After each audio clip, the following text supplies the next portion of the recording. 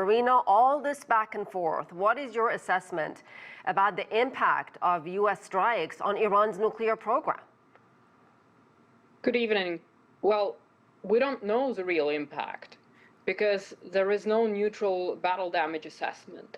And so one side that conducted the mission, the United States, of course, in the information sphere, we see a fierce battle because for the Trump administration, it's very important to say that the mission was accomplished and was accomplished successfully.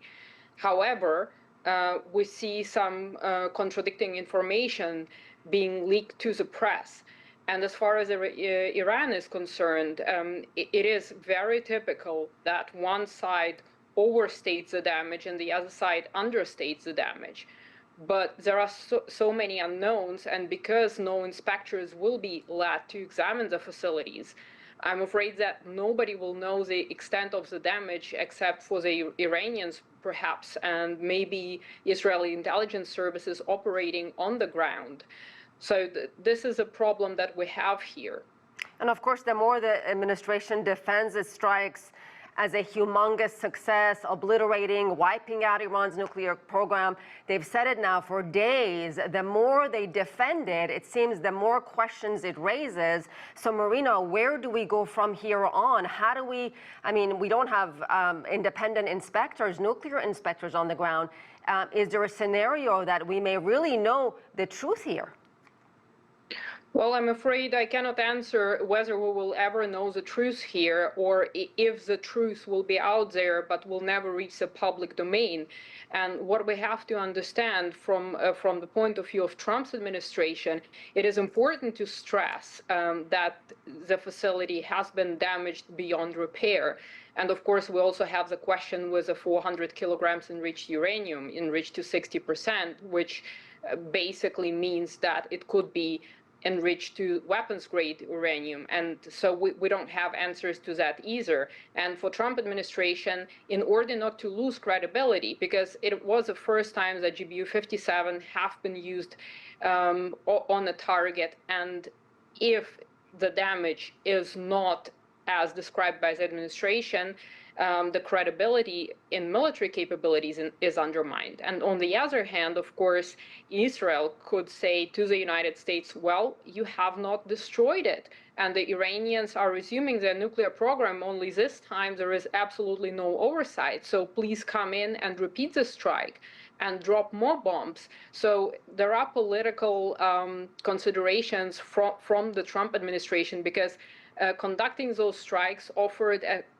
an off-ramp for the Trump administration to say, well, we did this, we have this capability, we did this, now we're out, ceasefire, stop, end this. And if it turns out that nothing has been destroyed or not destroyed as much as claimed, it could be that the hostilities will be resumed by Israel. So it is affecting all players, and it is very dangerous that there is this discord in terms of information and the validity of information that is being presented from all sides. And it's not just a leaked intelligence report from the administration's own Pentagon, it's also the Europeans now. From what I understand, preliminary intelligence assessments provided to the Europeans, and I'm reading my notes here, show Iran's highly enriched uranium stockpile remains largely intact because it was moved from Fordo. Of course, Trump says nothing was taken out of the Fordo facility. It would take too long, too dangerous, and very heavy and hard to move. So yet we have another intelligence assessment that pretty much contradicts what the Trump administration is saying. Absolutely, and it is very difficult having absolutely contradicting information to know whether that is true. Farsi sources also claim that they managed to evacuate the facility completely and to get out the enriched uranium.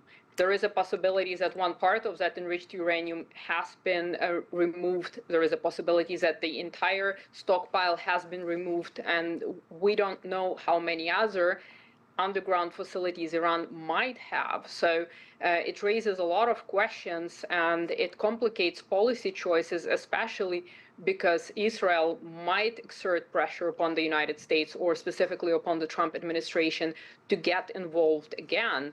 Well, because Marina, sorry, we're running out of time. Very quickly, can satellite images tell the whole story? Can satellite images like the ones we have on the screen, I know you can't look, but you can't see it, but basically shows the before and after images, can those images detect whether a highly enriched uranium stockpile was removed as what the Iranians are claiming here? Given that I cannot see the images and their resolution, it's difficult for me to answer that question, but I would assume that we need to compare before and after, and it depends on which satellites have been used, whether satellites in the low Earth orbit have been used to produce images or in the geostationary orbit. And we also have to understand that underneath, beneath the Earth's surface, and it goes 100 meters deep, there is a network of tunnels, allegedly. And if that is the case, then satellite imagery wouldn't be able to show anything. Right. All right. Marina Miron, thank you very much.